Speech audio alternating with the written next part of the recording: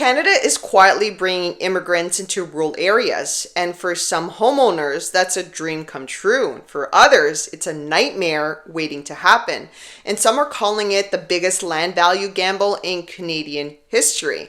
One move can make or break your property's future. Is that the truth? Or is this exactly what rural towns need right now?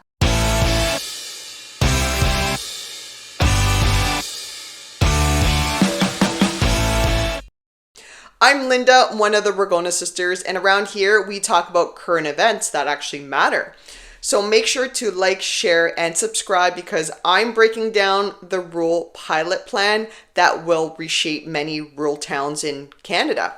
One federal decision could rewrite the value of everything you own, especially if you're a rural homeowner or looking to move into the rural area and you're wondering where the market really is. This episode is especially for you.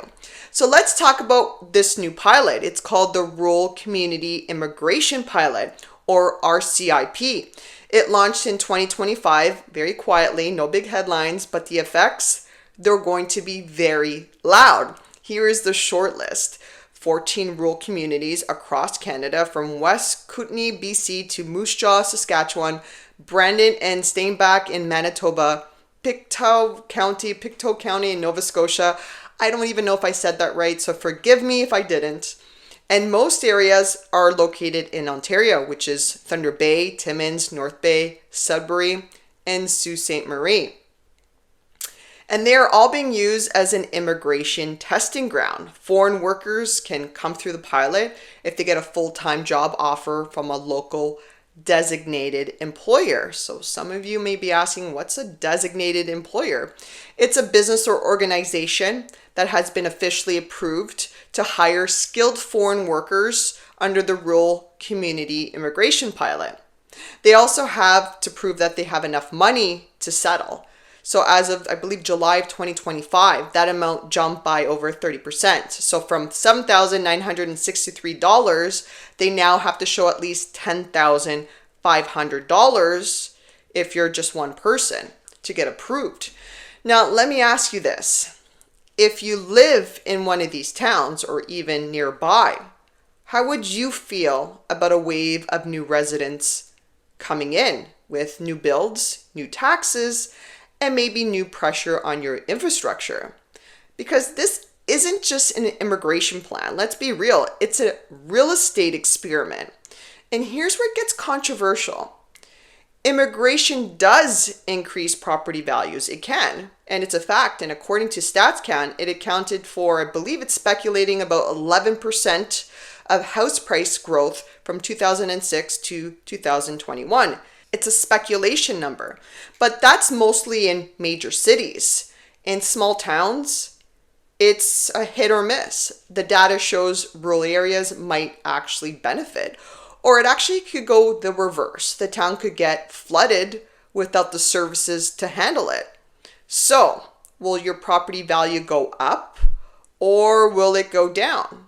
That depends on three things, I'd say. One, will supply keep up? Number two, will these newcomers stay long term? That's a big one. And number three, will local services get the upgrades they deserve? Now, let me give you an example. In Sault Ste. Marie, the city already had to cap employer applications from the dine-in restaurant because demand exploded so fast they had to slam the brakes. Meanwhile, in West Kootenay, BC, already has 173 designated employers. Thunder Bay is onboarding now as well. But it's not just about jobs. These towns have to handle schooling, transit, healthcare, sewage, and waste management, amongst the few. And let's be honest here. There are several cities in Canada that are overfilled. Major issues with, for example, healthcare. That's a common issue in a lot of places. For goodness sakes, you're actually hearing of people dying in waiting rooms. I know that's an extreme example, but it's happening. And we've been screaming from the rooftops, but nothing has changed in many areas. And knowing this fact, will the rural areas be subject to the same overflow? It's legit questions. So if you're a rural property owner, especially in these designated areas, here's what this could mean for you. your land could become more valuable, especially if the demand grows faster than supply. But if the town starts raising taxes to pay for these additional services, your costs could go up. There's always pros and cons to every scenario. And if you're thinking about investing in rural Ontario, this might be the time to watch land values in these pilot communities like a hawk.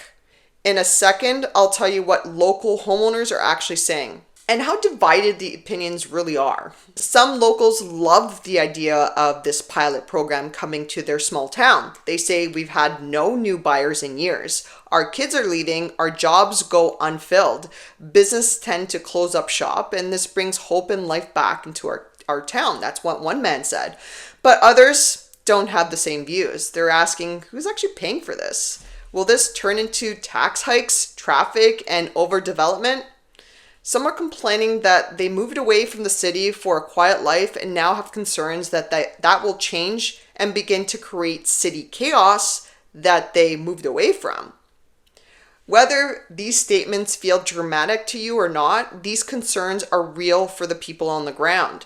One man from Timmins told a local paper, this isn't immigration, it's a land takeover. Another homeowner in Sudbury said, I just want to know if my property taxes are going to triple. That's tension. And it's real, especially when people are living on small margins. And one local put it very bluntly, if one culture dominates too fast, it doesn't blend in, it actually takes over. See, when you buy a home, you're not just buying walls and a roof, you're actually buying into the whole community. So these homeowners deserve to know what's happening and how it could affect them in the long term. Now, let's bust a myth, because people keep saying the government's paying immigrants to move into these rural communities. I know they get benefits, but actually buying the house for them is not true. There's no cash bonuses, no free land, no housing allowance. The incentive is this: a job offer, a path to permanent residency. That's it. So is this enough to pull people out of Toronto or Vancouver, where the population is very dense, and put them straight into rural backyards? And let's be honest, those buyers, they say they're ready, organized, and approved. They're pretty much ready to go. So let's talk about what types of properties that are being targeted and why some buyers and agents are quietly moving their attention north. Small bungalows they're looking for, modular homes, raw land with utilities. That's what's getting snapped up in places like North Bay and Altona. The reason? Affordability and job alignment. And the pilot is employer driven. So if a health center or logistics company in a town needs workers, they can pull in candidates from abroad who then need a place to live. And many of these immigrants are coming with more capital than people realize. They have to prove they have at least, like I said, $10,500 for one person in settlement funds. So, rural landowners, this is your wake-up call. If you think your land is too remote to matter, think again, because depending on what's being planned, your town can be unrecognizable in just a short few years. And if you're in one of the pilot towns or even within 30 minutes of one, your valuation could also shift in the next 12 to 24 months.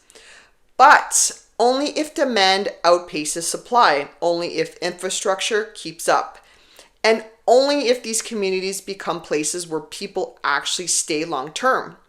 My advice, watch your municipality's next budget meeting. Watch how they handle zoning, schools, roads, and taxes, because immigration doesn't crash property values.